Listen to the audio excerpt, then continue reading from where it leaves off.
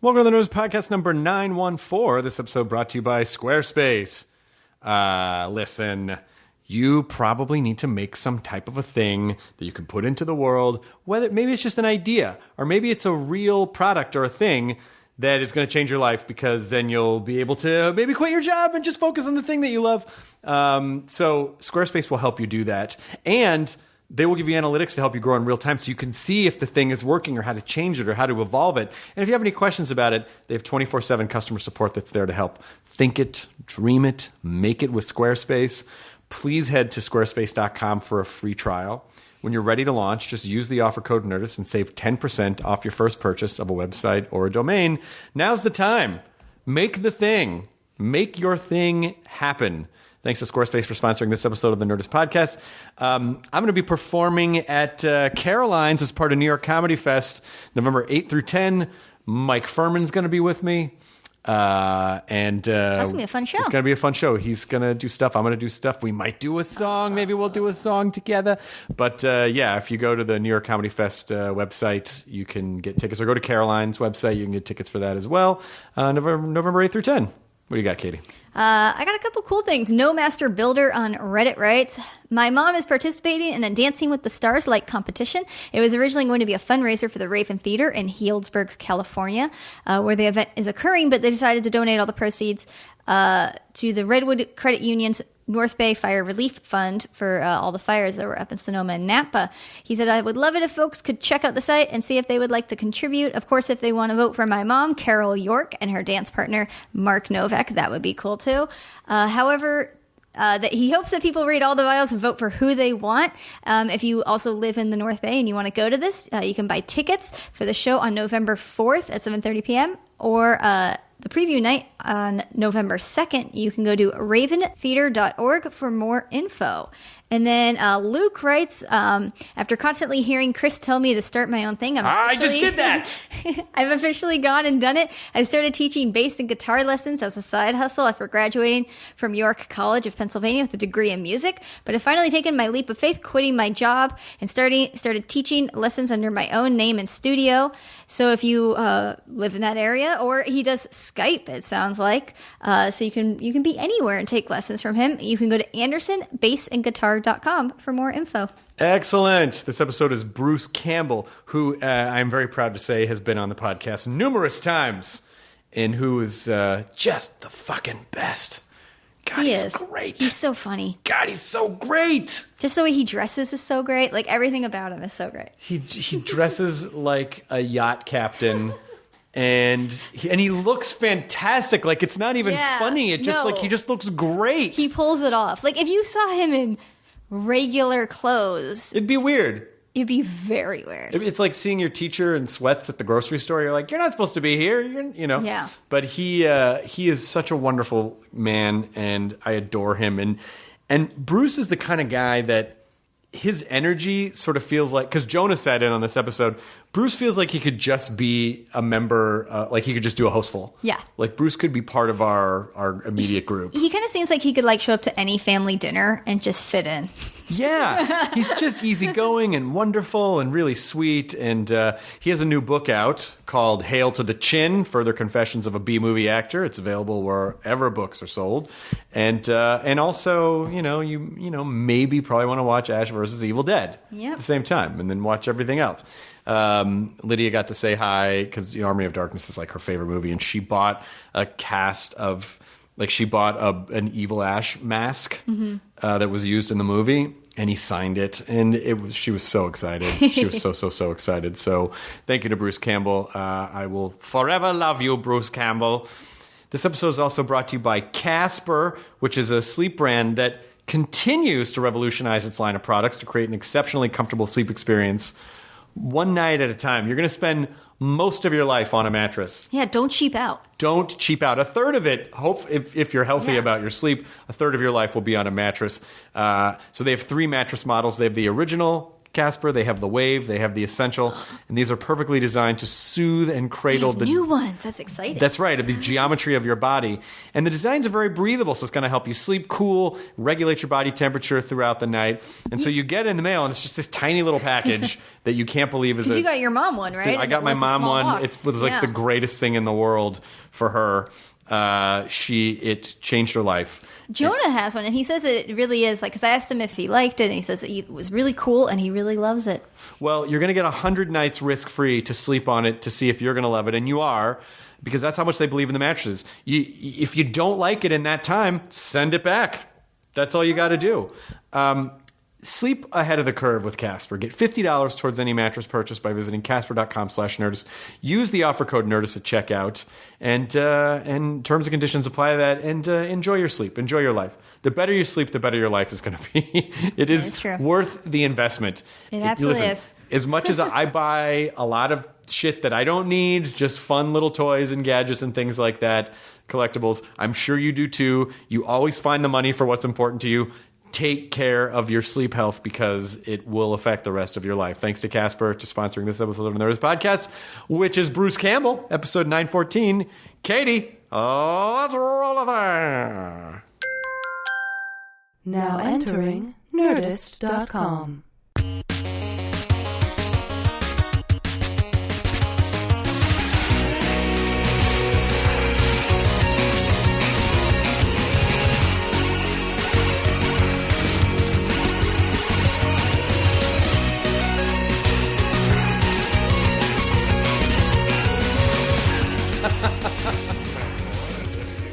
These are the West croissants. This is the East wing.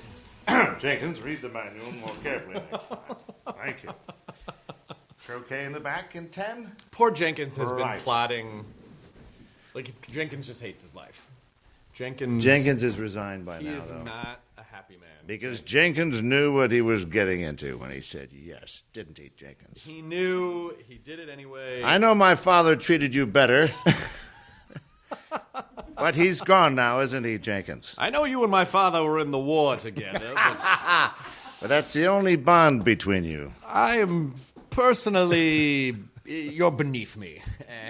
And As long as we understand that, we're going to get along wonderfully. Bring the car around at 10. It's always after a major argument. It's just, let's get on to business now. by the way, I think maybe Jenkins was never officially a butler. He was just the dad's friend. But the son just treated him like he worked there the entire time. I like what's forming here. That's right. The guy's We're like, onto something. I don't work for you technically, but he still brings him croissants. What are you doing in town? Where you don't? I don't know why I always assume. Book touring. You're book touring. Yeah, our 35 city book tour. We're near what city are we on? 30? Got like 5 more to go. 5 more filthy, ragged American cities to visit. Before we go crawling home to the wonderfulness of hopefully our state that is not completely caught on fire. Oh my God. We had fires north of us, south of us, east and west. It was Los Angeles in 1952. My view. I couldn't see Dutchman Peak. That's a sad day, sir. That's where and this the fires are the situation is real. We up here in Griffith Park. Yeah, it's rough. Like it, and we always are on alert. And there was one maybe 9 years ago. There was one. You guys need to form a bucket brigade, Just like the old days. I want to see these Hollywood producers out here in these hills in their undies. Come on, pass the bucket, Joe, faster! And Spielberg, give me that pick bucket. up the slack. Shut up, Katzenberg. I'm doing the best I can.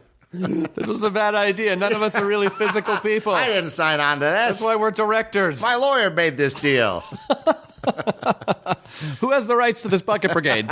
I'm shutting this down right now. They don't actually ever put the fire out. They just argue about who has the rights to the brigade as everything burns. Next year, I'm running this show. There won't be a next year. Everything's gone. Yeah, I mean it's amazing that no matter how technologically advanced we are, no matter how advanced we are as a civilization, we still get taken out by fires. Floods, tornadoes, pestilence, hurricanes. Yeah. I mean, it's coming. We're not that in control at all. I don't think so. You know, the levees were a great idea on paper. But we've had some flooding. We don't like flooding. We're going to corral the water. My wife and I saw a promo off the 5 freeway at one of these government installations. Come and see how the water was brought to California. Mm-hmm. And they superimposed wild horses running. We're going to corral the water like horses. Of course. And so, yeah, they corral it until the next big-ass flood. And then my favorite thing is they go, flood the farmland first. Because you can't flood the city. Oh, no. We can't flood New Orleans. We're going to flood everything around New Orleans. Right. And then we're going to flood New Orleans. Oh, my God. Yeah, it's an illusion. We haven't really figured it out. And I think it's an illusion. We just need to accept, what is it, the 7 steps of whatever it is. We have to accept the fact that we don't know. What are the 7 steps? Isn't it something of how you heal from death and bad dying? mistakes? It's either that or it's toward recovery. We need to say that we're... Yeah, there's denial, acceptance, blame Jenkins. Yeah. It's number 3. Let's start with that number 1, Jenkins. You should have warned me that this fire was coming. I think we should accept the fact we can't control it. Just get ready for it. Why don't we get ready for it, though? I'm thinning every acre of my property in Oregon because I know the big mama's coming. Yeah. I want that sucker to, quote, lay down on my property. Well, but in Oregon, too, you also have weather, which we don't really have here in Los Angeles. So we do. We have a jet stream. I love looking at satellite pictures now. There's basically a river. It's a river of moisture that flows directly off the coast into my state for the entire winter. Wow. Which is mostly good. Last winter, we had the most wicked snowpack we've had in 20 years. And then the driest summer ever, and then everything lit on fire. Ladies and gentlemen, Jonah Ray! Hello! Yes, fan of your guys' podcast. Thanks for that's hello. Listen, it's always nice to help out a fan and have someone come sit in on the podcast. Yes. Oh, how you doing? Hi. Hello, sir. Nice to... What's going on? I don't know if you remember Jonah. Yeah. He's been on the... Yeah, we did go a sketch. way back. I was on stage. Yes, we were on stage, and then we did a sketch once when I was working at the Soup. That's right. Writing at the Soup. This is my wife, Ida. Hi, my nice to homie meet you. Mike down there. Hi, nice it to going? meet you. Now, is Mike the Jenkins of the situation? Mike is my current Jenkins. He's as close to Jenkins as I can get, but I can never make him do what I need Jenkins to actually do. Mike would not do what I need Jenkins to do. Just dispose of things. So Mike is not actually the guy. He's not the right guy. I'm going to fire him pretty soon. Okay. Well, listen. There is actually no podcast. This is an intervention for Mike. Oh no! Oh yeah, I know. We're all here to take. Sorry, sorry. How my Why do you put up with this abuse? I'm sorry that my wife forced me to mistreat you this way. Oh, very clever. Right? See Very how slick. I wove that around my finger. Very Is that a slick. callback to something I wasn't here No, for? no. No. Oh well, you missed a whole backstory with Jenkins. The Jenkins we determined. I'll just listen to the Well, look, podcast. Okay, yeah. We're on a No, you won't. we're on a big book tour, and we have a lot of time in the car. So we have started to play a game. What's the game? It's the $250 million game. Okay. You got $250 million after taxes. All that crap's done. No one's coming for any penny of it. Great. It's yours in your pocket. So, what is the lifestyle? What are the changes? What is your hey lady moment where no one can say that's a bad idea? Like you take $60 million and you go, you can't tell me that any of this is wrong what I'm about to do with this. Like, do you take how much of that money do you take for that? Like the crazy boat where, this is, or do you take the $250 million, buy stuff, but you're only buying stuff that you can make money off of? It's only real estate. You can sell it. You're only starting a company with that money. That you're not really changing your lifestyle necessarily. There's so many ways to go with 200, and so it started with Jenkins. Okay. My first thing was I got Jenkins now. You got a Jenkins. And Jenkins has got the electric bikes waiting outside. Yep. And I'm texting him and let's go. Tire pressure checked. Here we go. Gosh, I don't know. I would probably just give all that money to, some type of relief effort for... No, you wouldn't. Okay, all right. Nope. Because we got past those conversations in the car. It starts with that. Oh, the poor people in the world, I'll help them all. You're not going to help anybody. It'll trickle down to them eventually. Yeah, that's right. If I buy stuff, You know, it affects the economy in a roundabout way. Reagan was right. He was. If I keep it all, it'll help everyone. So I think you get past the charitable moment, and then you get to the real part of what would you really do? Boy, with 250... 250 mil clear. Well, you know what's crazy is that at a certain... people think they want an amount of money like that, but after a certain point, they don't... It doesn't really change the quality of their life. Chris, are you saying mo money, mo problems? Moby, I am. I think maybe... what would I do? Well... So you feel there's a plateau? I think there's somewhere about above 50. Do you plateau? It's a plateau, but just a little one. Because what do you do about now? The other thing is overhead too.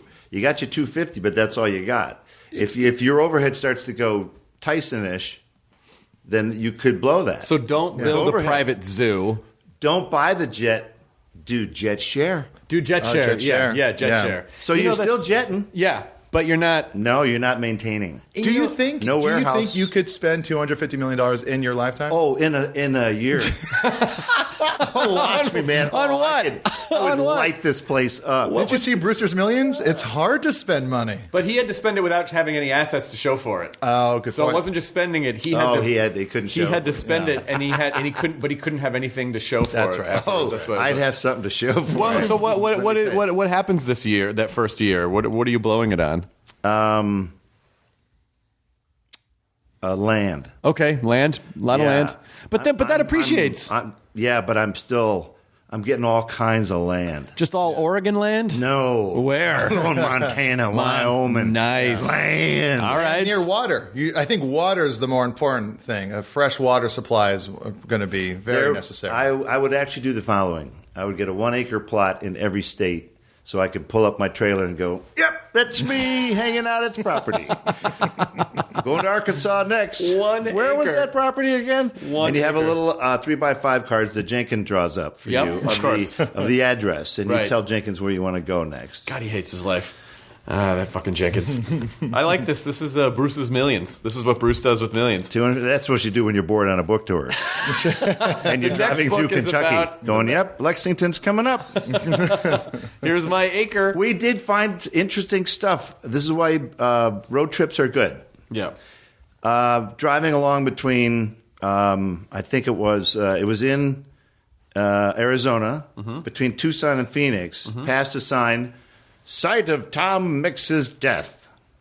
Who's Tom Mix? Tom Mix, the old-timey Western star. Oh. He was like a kind of silent movie guy. Big, but big. He would be, I don't know who he would be today, but he very popular, Tom Mix. And that's just like, he died right over there.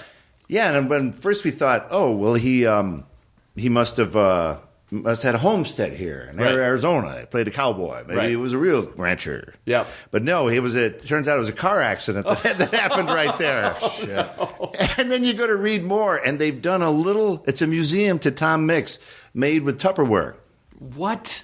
Yeah, little laminated articles in the Tupperware. In case you want to read about Tom Mix, here's this yellowish article.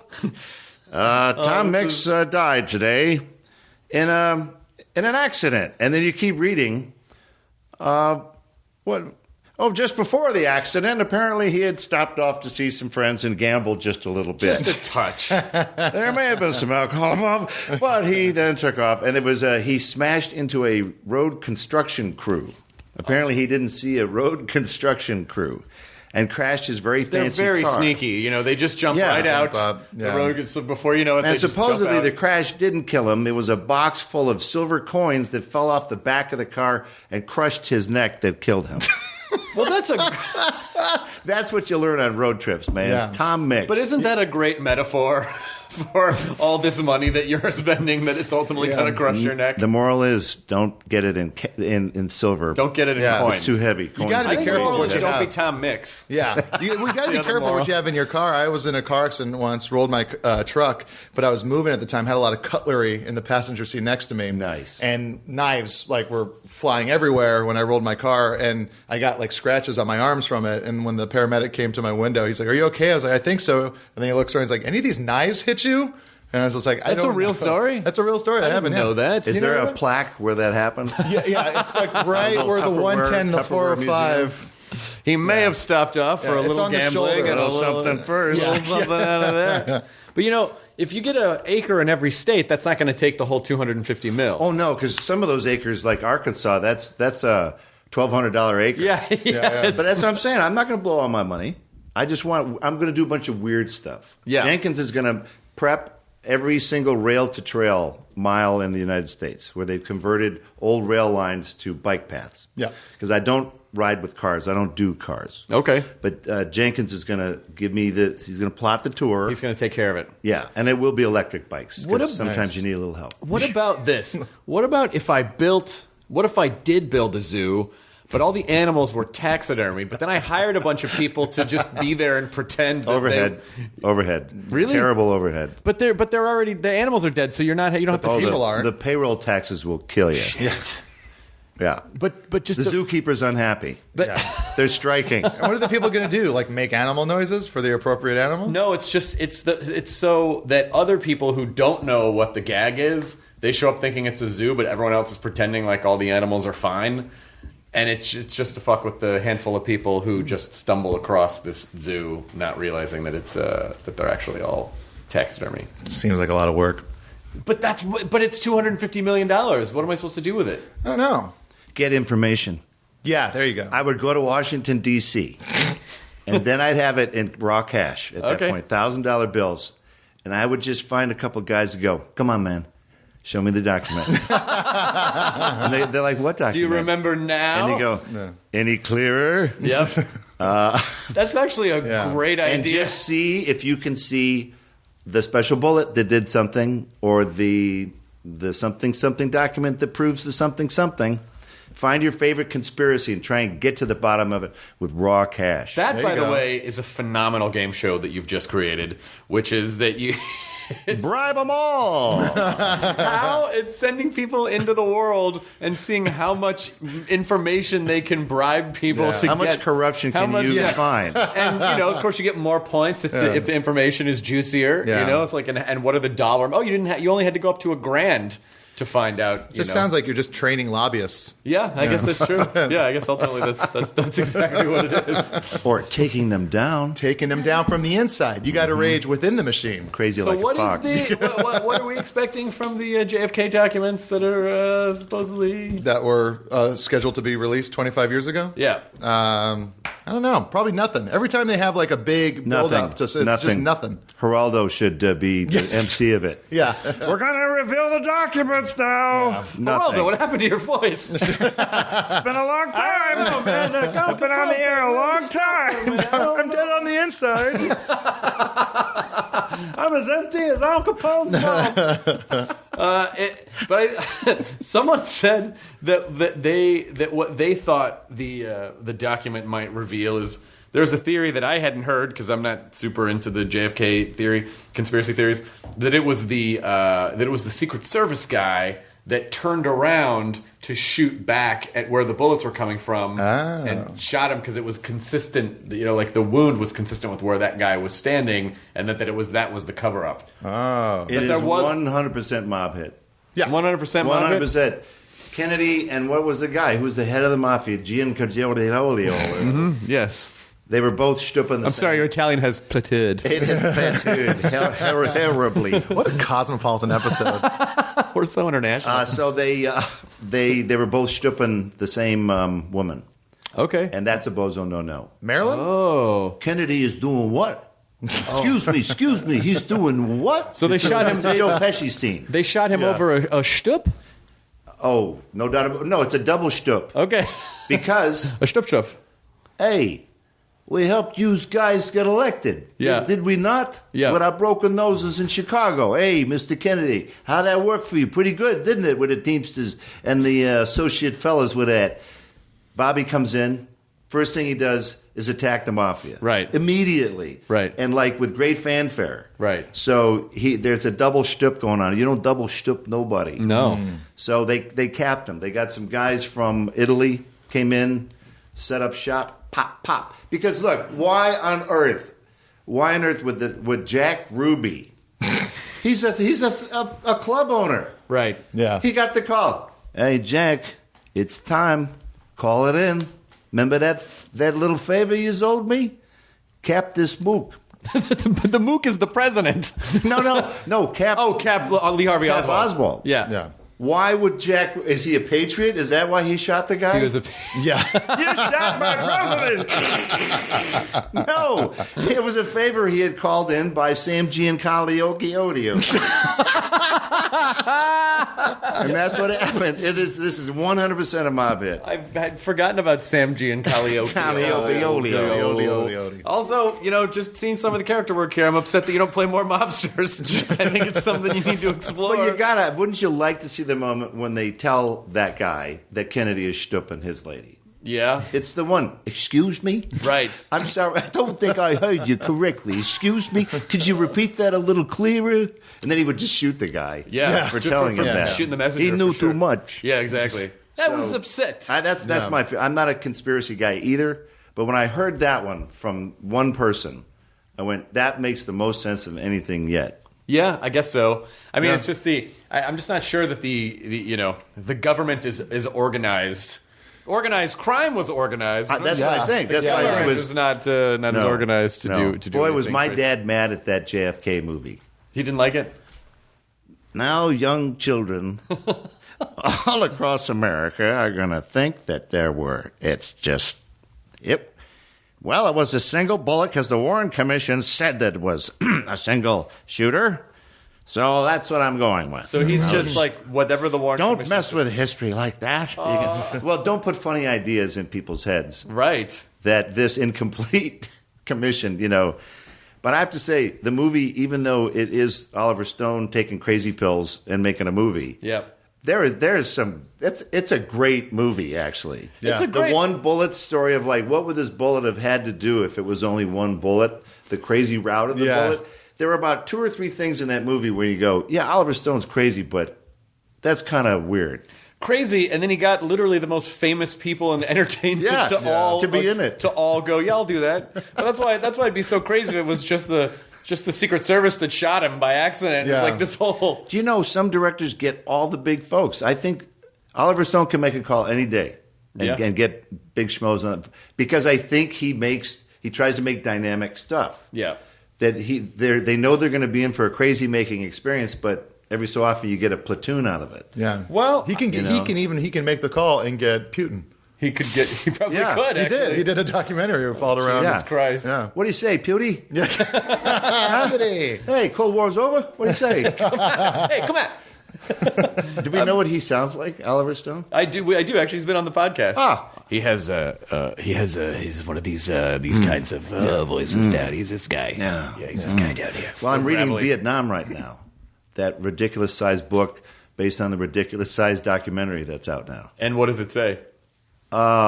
It's holy crap, holy. Just to think of, he was in the war, and just thinking of now getting more familiar where they broke the country into different, zones, and that you were assigned to, a zone. Very, wow, gnarly. Vietnam is the definition of gnarly fighting. And you were too young to have gone to. I was 68, the worst year of the war, I was 10. Yeah. So, when I was in my teens, I'd see flickering images, CBS type images, but it was it was held away. I didn't really see it.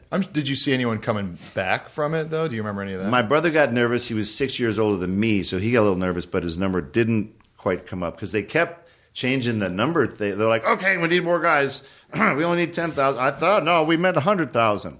So it got closer and closer to the average Joe. At first, it was just this crazy thing about war. Poor people. That's who goes first. Yeah. Jones, get in there. You're going. You and everybody on your block. Anyone in college didn't have to go.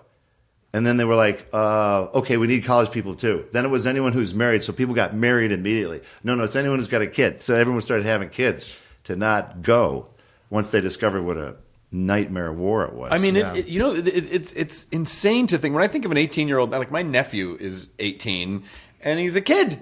He's just like a baby. Yes. So you just think like, this kid, they're like, get over there. There's a whole theory behind that, though.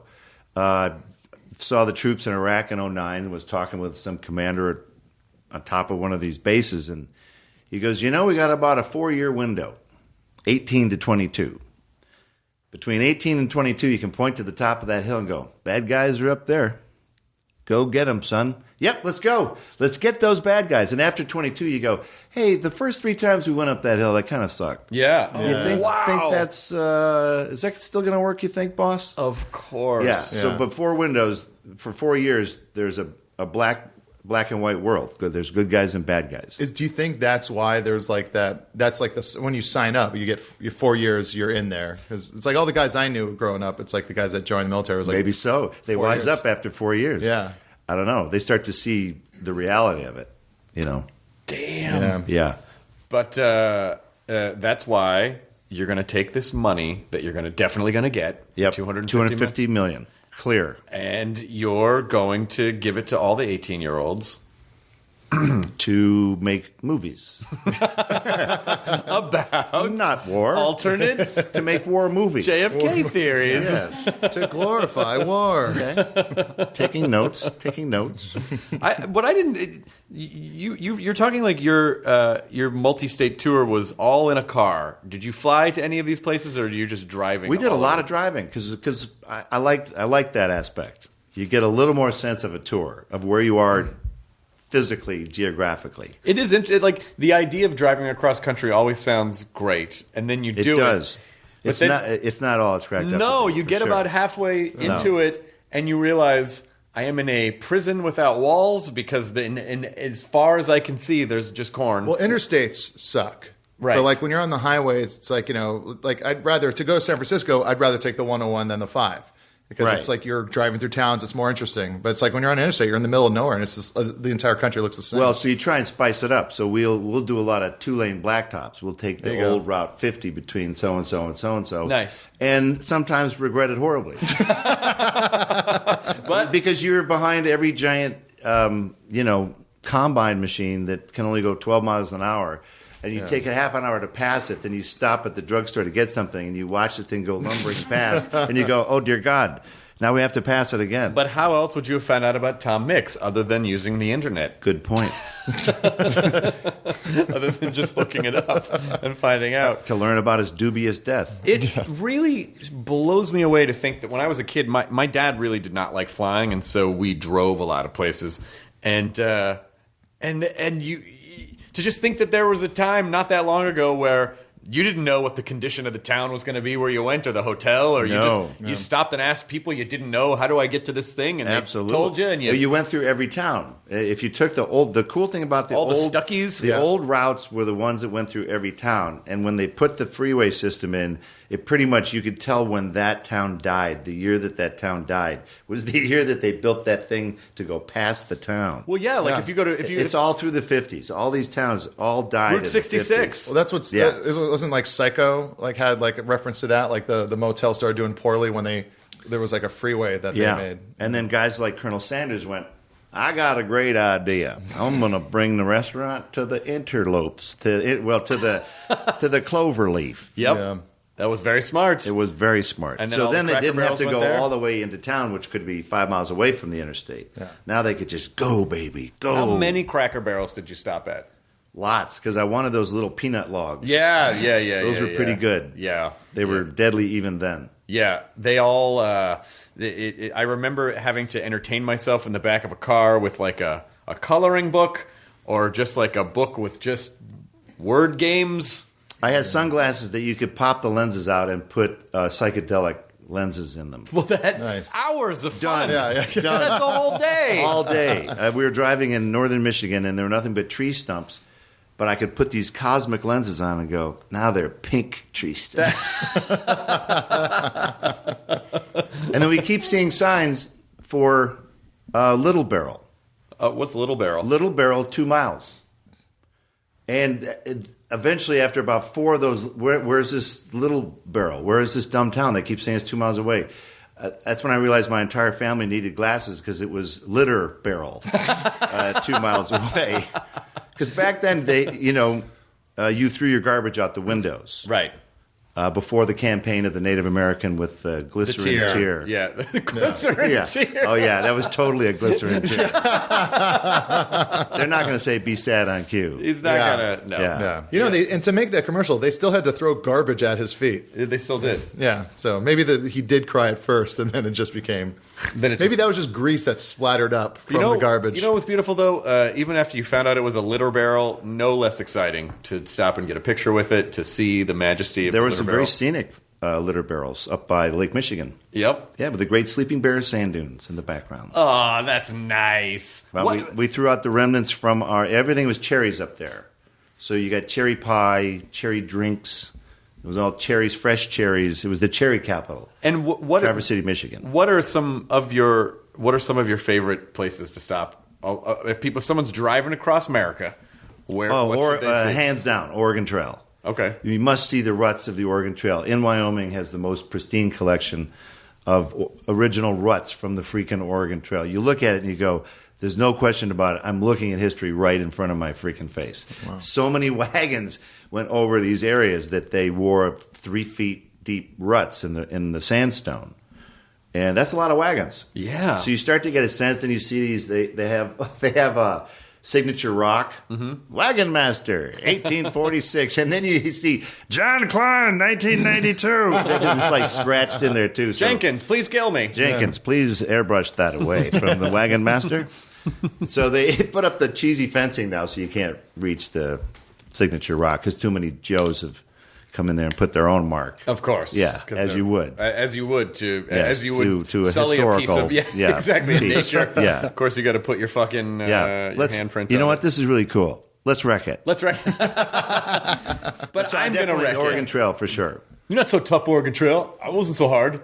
Just wrote my name on it. What's the big deal? Yeah, exactly. It's not that hard.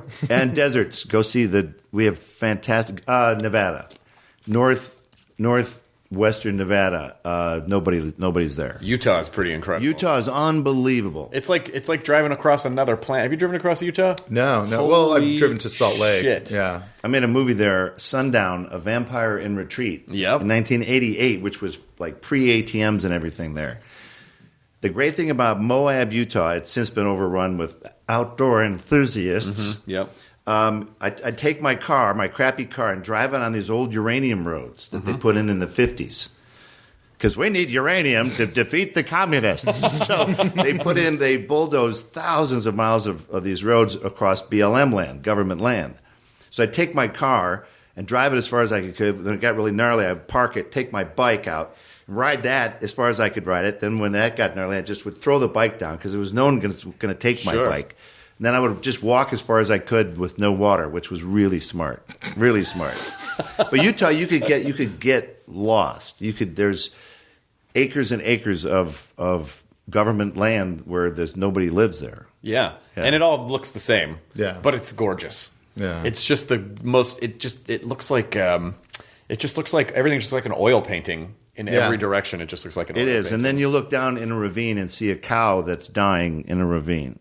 That's stuck there in a wilderness where I hiked in Utah. You can still graze cattle, but in the West you need 100 acres per head of cattle in order to give them enough forage because there's nothing there. You've seen Utah. Yeah. There's nothing to eat, so we have to have 100 acres per head of cattle. So there's cattle where they shouldn't be, and like in this ravine, because you look down and you go, okay, well no one's coming to get that thing. I think that cow struck that guy's girl. I think that's what it was. Like that cow. So it was revenge. It was, you come to Don Scoliolio? Excuse me? Excuse That me? almost turned into scoliosis. Scoliosio. He's just bent over all the time. What are you trying to tell me? I know I can't stand up straight. Well, they changed it to Ellis Island. It was Scoliosio. Yeah. That sounds too like I'm crippled or something. Change it to Smithiosio. Why did you decide to write a book? The last 15 years, a lot of crazy stuff has transpired. The industry's gone weird and different now. It has. Everyone's wearing tights, and they fly around in Beat the crap out of bat each other. suits and throw each other through buildings. All the buildings. All the buildings. Every character. See on the call sheet today, Wonder Woman, it's your building day. You're going through a building. Okay, that's good. It was Hulk last week. You're going to take this building out over here. Yeah. I have to say, a lot of actors will look at those actors up there and they'll go, Robert Downey Jr., you have an amazing life, an amazing career. And I'm like, he's never going to take that stupid suit off. He's going to be on a green screen set looking at tennis balls for the next decade. Well, his in Be particular, careful what you wish for, his Bobby. but his in particular is pretty great because the Iron Man suit, they're just shooting him from the neck up. Oh, no. They're shooting him when he takes the helmet off. That's Yeah. Robert Downey Jr. Yeah. When the helmet is on, it's Joe Stinkowitz. No, right. But those shots when he's in the Iron Man That's head, right. He does that with the GoPro in his apartment. It just is in his That's apartment. on Saturday. Yeah. Absolutely. You got until 10 a.m. and then I got to go walk my dog. Yeah, Just they say, put the hat rig on him, and it's just right Just there. say Jarvis a couple times. Yeah, and then, yeah. But those movies, I will say this, having been an actor who has been in a lot of genre stuff that is monsters and special effects, it requires a certain type of acting that can be repetitive and not that creative. You're acting per storyboard. Right. These guys bring in truckloads of storyboards. What are we doing today, pal? Storyboard number 418B through 22, if we're lucky, maybe 23. acting. Yeah. So, and when you show up, there's nothing to look at. Yeah. And there's guys with, literally tennis balls on sticks and that you follow this way and that way. And ready and shake. So that's what you're hearing all day. You're hearing strange cues and things. There's no real sense of in Ash vs. Evil Dead in 3 seasons, there's not been one scene sitting 2 people at a table talking. Well, you can't. No, because halfway through the conversation, a demon has to attack, something has to go. So it's all rope-a-dope. If you have a scene like that, you're only doing it just to make people go, are they just talking? And then, Well, also, Ash vs. Evil Dead is episodes are, 25 minutes? They're 30 minutes. They're 30 minutes. Yeah. And so that's really just enough time to accomplish one thing in each It is. episode, and then you got to fight a monster. It's like you're just coming off the last adventure, and then you got to establish the new adventure, and then you got to fight the thing, and then the episode's over. It's over. And Rob Tappert, my producing partner who produces the show, he recommended the half hour. We thought, geez, I don't know, it seems quick. But now that we're doing it, the half hour seems totally right, because right as you start to look at your watch, the end credits are right. They're done. I think it fits sort of a modern attention span. And it also keeps the pace of the show. The Walking Dead, man, there's no rat-a-tat-tat dialogue in that show. And this is my brother's show. I'll never say anything bad about that show. But the pace of it is going to be the pace of it because it's an hour long. Right. So you are going to have scenes at the table. How's everything going? Yeah. Well, pretty good, I guess. How's it going for you? Still good. I'm a little worried about Joe. Yeah. I mean, you're going to have scenes like that. Do you want scenes like that with Ash? You just got to Well, just get those Get scenes in. are always just like, we have a really expensive stunt coming up. We better We had stretch to out. shoot 2 scenes without anything happening. Because 3 scenes from now, it's going to get big. But also, it's a relief because if you're binge watching the show and you go, "Oh, it's a half-hour show. I can catch up with this in an afternoon." You know, I just watch it all. Yeah. Oh, if you're a binger, we're easy money. Yeah. You can do a whole season in 5 hours. Yeah. I keep falling behind on Game of Thrones because I'm like, I don't have 10 hours. It's an investment. It is. Yeah. It's a It real really investment. is. It's a real investment. Cool show. Yeah, it's all right if you like that sort of thing. I like this sort of classy production. Like With super good expensive actors and great production. scripts and real location. Yeah, if you like all that cool photography. But if you're not into all that bullshit, I guess it's all right. Yeah. I don't know if that's the sort of thing. But are you guys doing another season? Do you know? It's up to the TV gods now. The TV Gods. We've done all of our deal. We've shot season 3. It's coming out February 25th. Later than usual. It is by 6 months. They sort of swapped us with Outlander. their popular show. Right. They're trying us in a new slot because fall is pretty brutal by all accounts as far as a slot for an actual TV show. So they think maybe when people want to hang themselves in late February, they'll go, okay, turn on Ash vs. Evil Dead. At least that guy's got it as bad as we do up here in Nebraska. I'll not hang myself for 5 hours. 5 hours while I binge. All right. Start up the VCR. Well, I mean, just the idea that anyone would watch anything when it airs is so crazy. It's too antiquated. It needs, well, for us, it's illegal downloading. Yeah.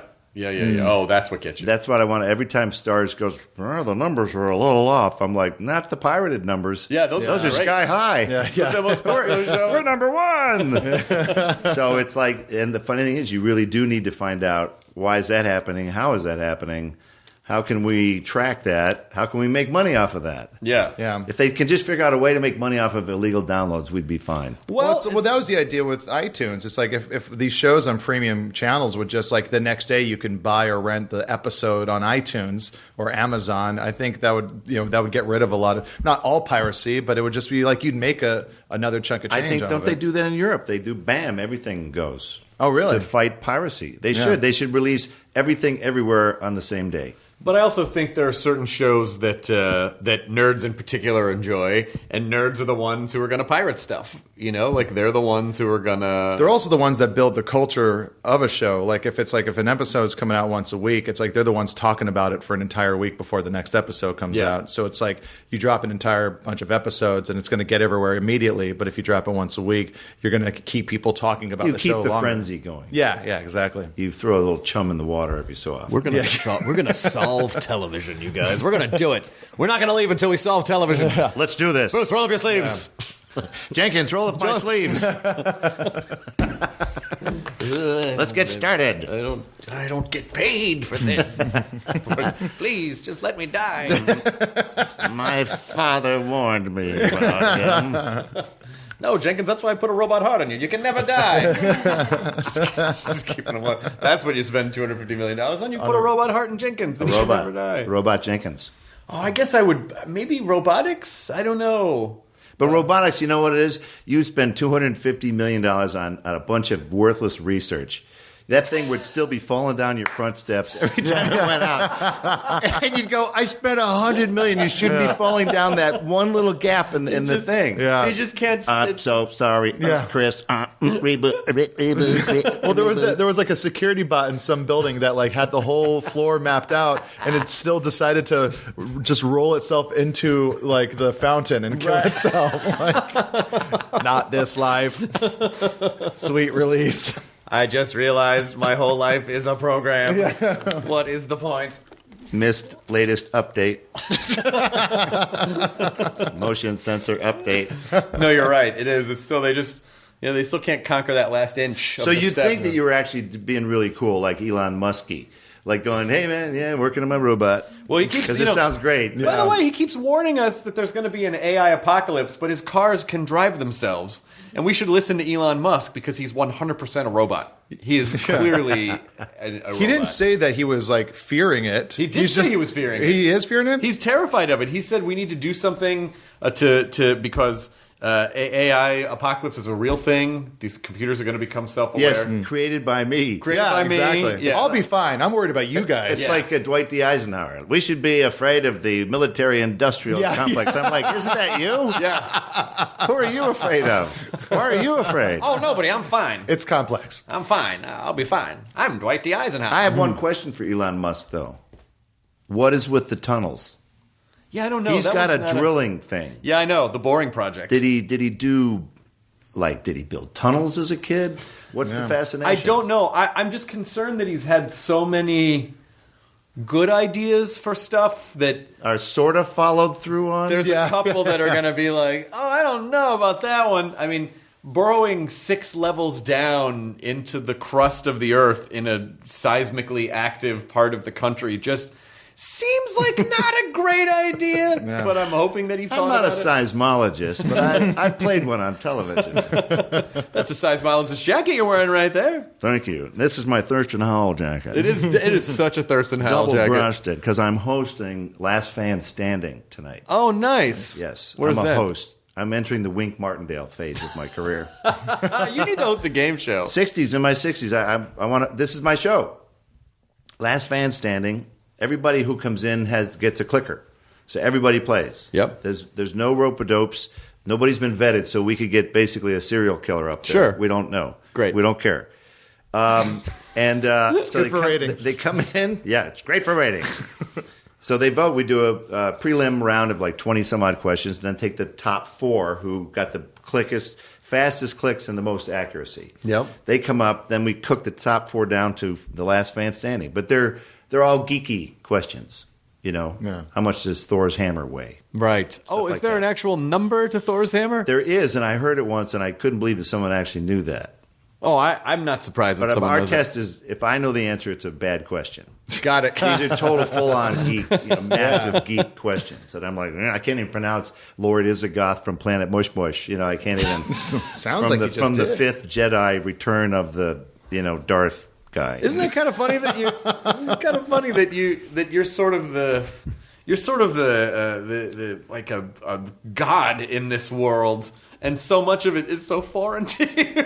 I don't know anything about any of this stuff. Yeah. So, Bruce, how long have you liked horror movies? I never really have, frankly. Whoa, what? A woman at a signing came up, and she gave me some poetry. Here's some poetry you'll really like. And it was the most vile shit I've ever read in my life. I couldn't get past the first stanza. I mean, it was offensively, like... Just graphic? Oh, graphic mutilation and, just the darkest, gnarliest stuff. But I would like that because I'm that guy in those horror movies. That's right. Thank you so much for this. Beautiful work. Beautiful work. Yeah, but at the same time, you're not that guy. Though. You're very upset about the gore and the violence happening around you. So why would they think? Yeah, I don't know. Yeah. My character doesn't like violence or gore either. Yeah. He doesn't. No, he's not into that. He just does what He's what just needs to trying be to done. survive to him. in a crazy mixed up world. That's all he's trying to do. Jeez, he's just a fella. Are you? Do you have any other acting projects coming up? Oh, here we go now. Start with the awkward questions. Well, isn't that Los Angeles? Hey, man, how you been? Oh, great. I just did a pilot. That's working all on it my is. Stand-up routine. No, I just asked how you were. Yeah, that's how I am. What you were. That's how I am. That's how I am. I define myself by by what that. I'm doing. That's it. What's next for you? What's next? Actually, no. A guy had the perfect question. He goes, "You got any big projects coming up?" And I said, big "No, ones? actually, I got a bunch of little ones coming up." funny. I want to do more writing because it has reminded me that I actually really like this world. There's not as many chefs. You make a movie, and there's lots of people with lots of very strong opinions. Yes. You make a book. My editor in New York, he said, "Hey, in this one chapter, you sounded a little crabby." I went, "Okay, I'll get rid of those 2 paragraphs." And that's it. That's it. That Yeah. was for this book. That's great. So, and if you are willing to pony up, they'll let you do the design and everything as long as you just pay for everything. Yeah. That's all. This won't cost you guys anything. They're like, okay, then go ahead and do it yourself then. And you're going to do all the marketing, and you're going to do all of the... So you're touring, are you? How many cities are you guaranteeing us? But the good news is, in publishing, they know how to add and subtract, I've found. They do? Yeah. Oh, so you actually get the... Yeah, I got the first check from the first book 15 years ago, and I sent it back with a note. I said, there must be some horrible mistake here.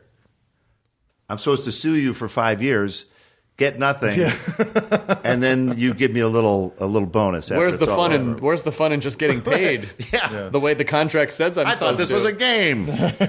So it was really nice to see that because the overhead is pretty low too. Oh, yeah. Studio accounting is insane. Like film studio accounting is Yeah. so insane that there are some of the most popular films of all time. George still Lucas owes 20th Century Fox $70 million still, probably. I mean, it's... Yeah. Back to the Future, technically, I think they said, still hasn't made its money back. Right, there's still $100 million in debt. Yeah. From... Back to the Future. But Yeah. I mean, just from... Yeah, from the hoverboard that they created and then hid from the world. That's right. It's very expensive to keep all that technology hidden Yeah, exactly. Well, it's funny. I was talking to a fellow who was having issues with a studio, and they were going through the process of beginning to check books and forensic accounting and stuff. And eventually what the studio said to them, without mincing too many words, was get in line. Oh, shit. Do you think you're the first person coming after us looking for back-end money? Jeez. Do you know how long the list is of people that you're going to get? Well, they can just in keep backup? hiding it because they can just keep Absolutely. shifting around actually we paid for this and then we're still haven't You recouped. sued us, so we applied all those legal bills to the back end of your show. So you made this longer. So we're sorry that you're causing problems for yourself. Yeah. Yeah. James Garner, only actor, sued 2 studios, one each time. Really? Whoa. Unbelievable. That guy, he fought in the worst war of Korea, the absolute worst battle of Korea. Screwed up both of his knees, wound up falling down a mountainside to escape from it, and was never afraid of anything ever again. He's like, you think I'm going to be afraid of Jack Warner? Oh, that's amazing. Are you kidding me? These guys there's nothing real about this world. I just came from Korea. Leave me alone. Real solid guy. And the first one was over Maverick. The second one was over his crazy show. Rockford Files. Files. Yeah. Over cash, over money. And he held out both times. He said he worked an extra 10 years to finance the one lawsuit. And he won. Because they kept going, don't do it. Because they'll win. They'll wiggle out of it somehow, and then you won't work and all this stuff. He was like, nah, I'm good. That's awesome. And so after they won, he was never allowed to disclose the amount that he got for Rockford Files. But his wife took her lipstick and put a giant red V on their front door, and they left it until it peeled off from the weather. Just V for victory. V for victory. It was like, fuck you. Oh, that's fantastic. Yeah, that takes, not too many people were able to do that. There's a lot of actors who I think have gone after studios. Well, you can't, now it's probably even harder because they're all corporations. Like it used to just be like a guy, you're suing Jack, but now you're suing like a multinational Sony. conglomerate. Yeah, boy, that's got to be, and everybody wants to settle. Why don't we come on over? Let's have a meeting. No one really wants to go to trial. Arbitration makes sense to me, actually. Yeah. Because you actually do avoid a lot of trials. Because you go, we got until 5 o'clock, guys. You're in this room. You're in that room. What's your problem? And Let's figure it out. Some expert goes, okay, I've heard your story, heard your bogus stories. Let's do this. And sometimes they settle because you will save hundreds of thousands of dollars. Court, that's expensive, man. Well, yeah, just as a dude, you can't. I don't have an army of lawyers. Yeah. That work round the clock. Yeah, and their lawyers, they like this stuff. Oh yeah. Makes them feel alive. Oh, an actor's going after us. Yeah. But here's 2 approaches. One actor I knew who had issues with merchandising started to sue, continued to sue. They had very angry meetings in boardrooms where they're saying, call this off. No, I'm not going to call it off. Guy doesn't get a penny, got nowhere. The other actor took a completely Zen approach and went, hey, the past is the past. Can we reset the deal? Start from zero all over again? You just keep all that money you had before. I didn't need any of that. But let's make a good deal now. And this person made a lot of money. Oh, wow. That's a great... But boy, that takes such restraint to go. Because what happened was, in the first case, the actor was calling them liars. You're lying. There's money here. And they don't like to be called liars. They don't enjoy that. No. And so the other actor was like, you're not lying. I didn't have a problem with it. But how about we just rethink that? That's smart. And it worked. It worked because you never called anyone a crook. You didn't accuse them of anything. Well, it's so tempting to want to attack because you're mad and you're venting and it feels good, but you always have to remember at what cost. Because if you attack someone, they're going to get defensive. And once they get defensive, they're not going to listen to you. And they're not going to go, you know what? He's right. We're a bad company. We should rethink this. You sure caught us with our pants down. No one had ever... I admire your moxie. I'm going to fire our entire accounting department. How does that sound? Because they sure screwed this up. Why haven't we been looking out for the little guy? What's wrong? Did we lose our way? Golly, we've learned a lesson today. Thank you so much for calling me a liar and an asshole. Here's $20 million. Take it. Plus take it damages. 30. Here's 30. Yeah. Here's $250 million. What else can I do for you? Tax free. Never going to happen. Nope. Never going to happen. But wouldn't you love in a great court, one of these giant court cases, for the guy just to stop halfway through and go, I'm sorry, Judgy Wudgy. I did love it. that. I did it. I pushed the guy down the stairs. Yeah. I totally did it. Yeah. Right here. What else do you need? Let's just wrap all this up. I'm hungry. Can we go to lunch? Can we go? This is a Like, lot when longer. would that happen? Has it ever happened, do you think? No. Well, I mean, Maybe not a high-profile case. Yeah. Maybe not like in the Kennedy case or in a high-profile case. But I'm sure at some point someone's been like, yeah, you know what? You got me. I just can't. Hey, the Vietnam book, Johnson. I'm not running for re-election. Those words never come out of a guy in office. For him to say, I'm not running, because they were right in the middle of the re-election. He was just about to start campaigning. And he was like, nope. I'm out. And that basically flabbergasted everybody. Have you ever heard that recording of him ordering pants from the Hager Corporation?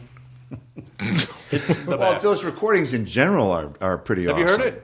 Not that one in particular. He's buying. I'm sure. I feel like I mentioned, maybe not for years. I've mentioned this on the podcast, but Lyndon Johnson is ordering pants from one of the Hagers, make the Hager, and he's describing how he wants the pants cut. And it's just this like good old boy talking about how he wants the crotch cut, and he keeps saying the word bunghole. He's like, no! So you know where and then the guy is like, you got to leave room for my bunghole. That's what he says. That's exactly what he says. I have an unusually shaped bunghole, and you got to allow for that. But that's exactly what he, and this poor guy, this Hager's like, yes, Mr. President. Like, what's he supposed to say? Well, you know why I wear the pants come up now in the my bunghole. legs are a little bow-legged, so what I want you to do is cut the outside seam 2 inches longer than the inside seam. I'm gonna pull this up right now so you can hear this. I'll bet it's awesome. Yeah. Lyndon. Some would say I love his womanly swearing too. He swears all the time. It's awesome. Yeah. And in the 60s, it was all goddamn. That's what it was. Goddamn. We got that Vietnam, that goddamn man. We got to get out of that goddamn war. Here we go. Oh wait. No, it's an ad. Stop it. I don't want an ad. Wow, Chris, if you just wanted to show us your sick beats, you could have just said so. Well, Hello. Mr. Hager? Yes, this is Joe Hager.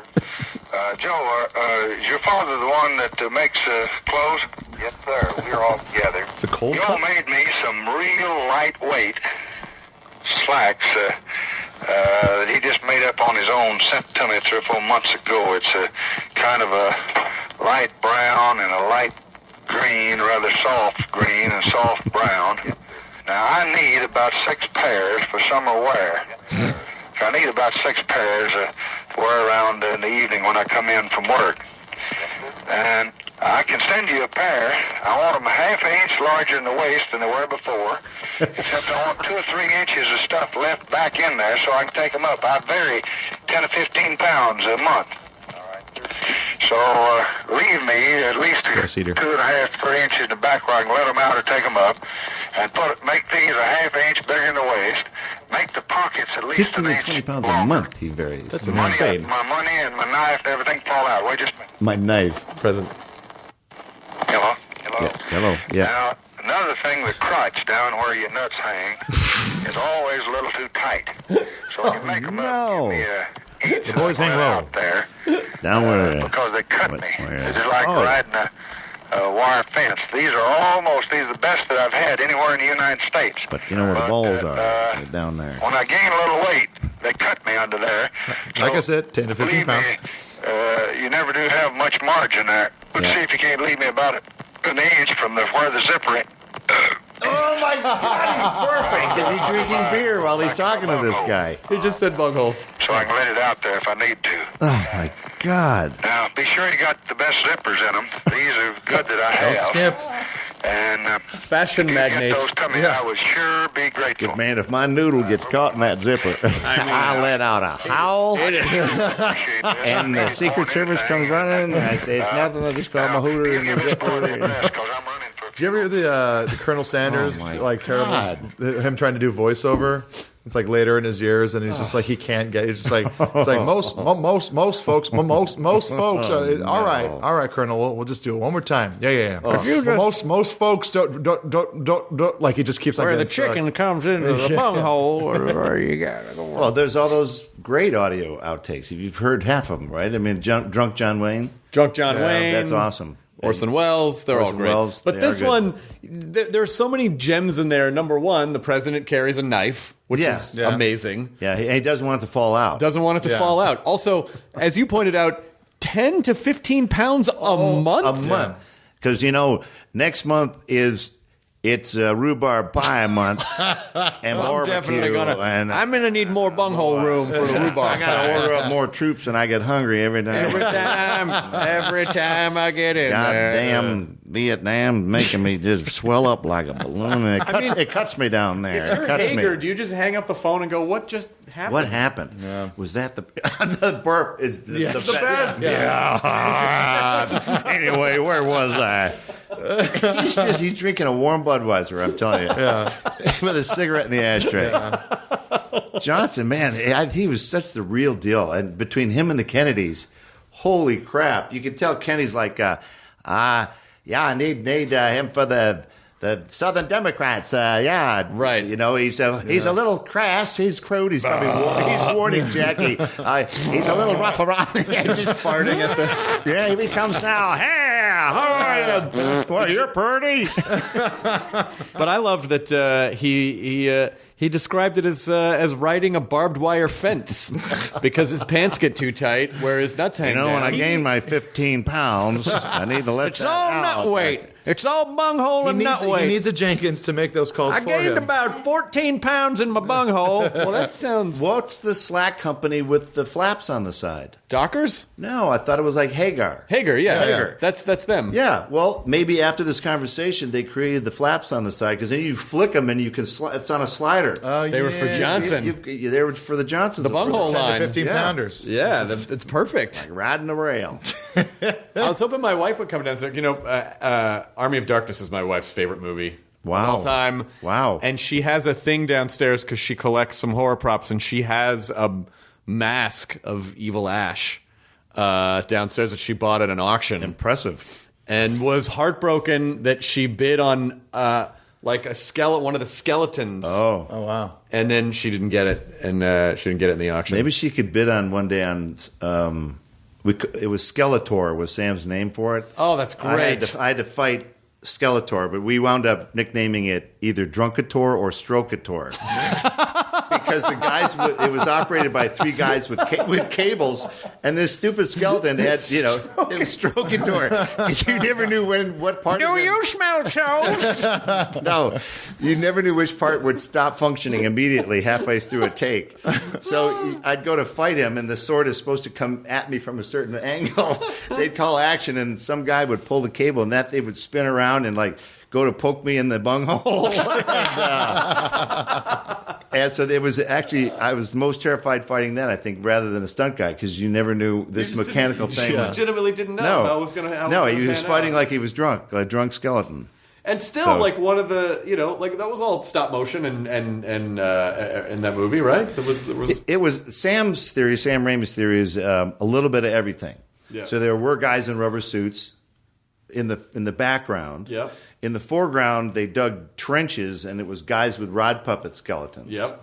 So there were a bunch of different layers. Yep. And then you'd have animated skeletons, too, the Ray Harryhausen style. Oh, that's fantastic. So Sam thought, throw the whole mixed bag at them, so they don't really know what they're looking at. Rears, we did cheese ball. We did Intravision, which lasted about an hour and a half. What was it? A nightmare process. It was front screen projection. Oh, right. You were in front of not a green screen, but a silver screen. Right. Because you were projecting an image that you had already shot. This is why it was a nightmare. You had to shoot the footage already that you were projecting. So schedule-wise, everything you shot on Introvision had to already be shot because you were projecting it and then interacting with it. Wow. So it'd be an animated piece of a skeleton Drunkator doing stuff animated, and then I'm now in front of the silver screen, and they have it at this 4-pin cameras to make the registration really tight, so they can't record sound because they're getting up to speed. It's very sexy. Oh wow! And then you're literally acting by numbers, because at 17 you need to be facing this way. By 19 you'd be turn and duck at 22, and then turn back over here. So it was 18, 19. The guy literally had a megaphone, and so it was sort of dance-like. And when you're doing that, I'm sure you're thinking, I'm doing it. I'm acting. This is great. I still was at that point. Oh, that's nice. It's movies like Army of Darkness that broke that from me. Of course, yeah. They sort of beat that out of me. Took it out of you. One special effect at a time. Squeezed it all out. But the funny thing is, if you can master the most technical side of a movie, you got it covered.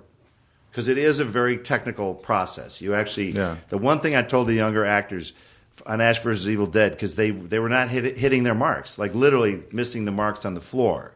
Your toes have to hit a mark at a certain spot, otherwise you will potentially be out of focus, and they cannot use it under any circumstances. It could be the best take ever, and they can't use it. Yeah. So I'd tell them, hey, that performance was great. They can't use it. How's that feel? It feels like you just wasted your life, doesn't it? Yeah.